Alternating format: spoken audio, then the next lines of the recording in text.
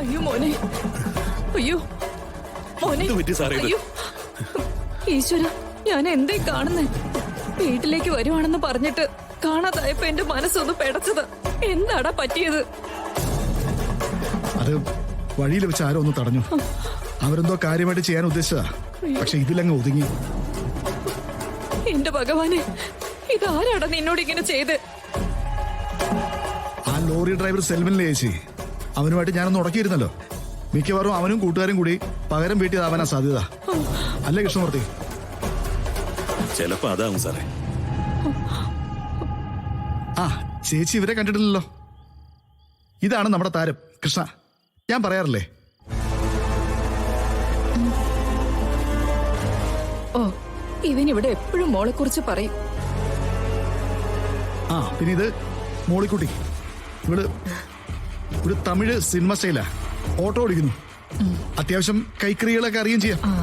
മോളിക്കുട്ടിയല്ല, മോളിക്കുട്ടൻ. സത്യം പറഞ്ഞ ഇവര് രണ്ടുപേരും കൃത്യസമയത്ത് എത്തിയില്ലായിരുന്നെങ്കിൽ അവരെന്നെ തട്ടിക്കളഞ്ഞനെ.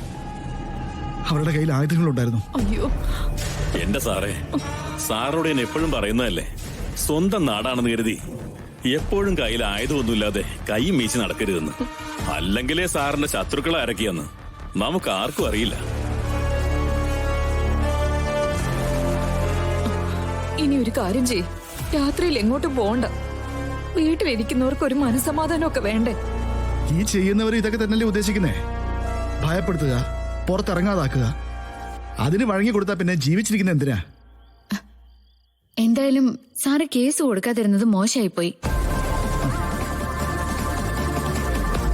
സെൽവനെയാണ് സംശയമെന്ന് ആ പോലീസുകാരോട് പറയായിരുന്നു. കൊച്ചെന്താ ഈ പറയുന്നേ? ഇത്രയും ചെറിയ കാര്യത്തിന് സാറ് സ്റ്റേഷനിൽ പോയി പരാതി പറയാനോ? അതല്ല ഈ കുടുംബത്തിന്റെ പാരമ്പര്യം.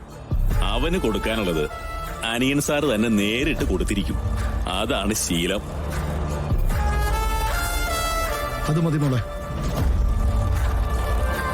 എന്ന് പറഞ്ഞ ഇനി നിത്യേനെ തല്ലും വഴക്കായിട്ട് നടക്കാനാണോ? അതൊന്നും ശരിയാവില്ലേ?